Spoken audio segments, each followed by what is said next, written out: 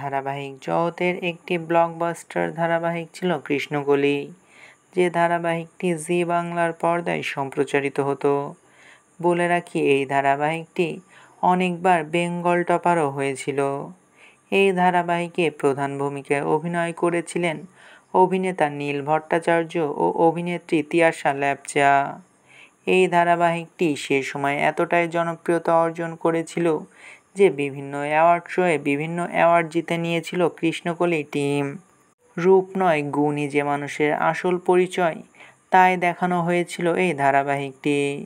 আর যার জন্য এই ধারাবাহিকটি সেই সময় ব্যাপক জনপ্রিয়তা অর্জন করেছিল। এবার টেলিভিশনের পর্দায় আবারও নতুন রূপে ফিরতে চলেছে কৃষ্ণকলি। বলে রাখি, এবার হিন্দিতে আসতে চলেছে কৃষ্ণকলির রিমেক।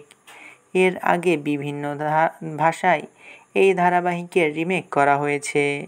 আর এবার জি টিভির পর্দায় আসতে চলেছে কৃষ্ণকলির হিন্দি রিমেক। শোনা যাচ্ছে এই ধারাবাহিকের নাম নাকি দেওয়া হয়েছে নারী শক্তি।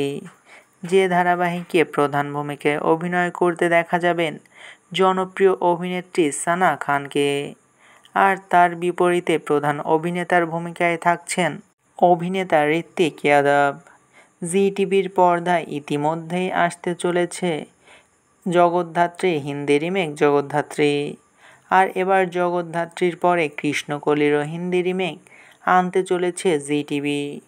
বাংলার মানুষের মন জয় করে এবার হিন্দি দর্শকের মন জয় করতে চলেছে কৃষ্ণকলির গল্প।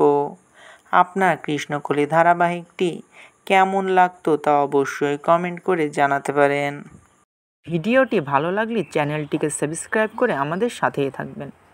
আপনাদের ভালোবাসায় আমাদের সামনে এগিয়ে যাওয়ার শক্তি যোগায়।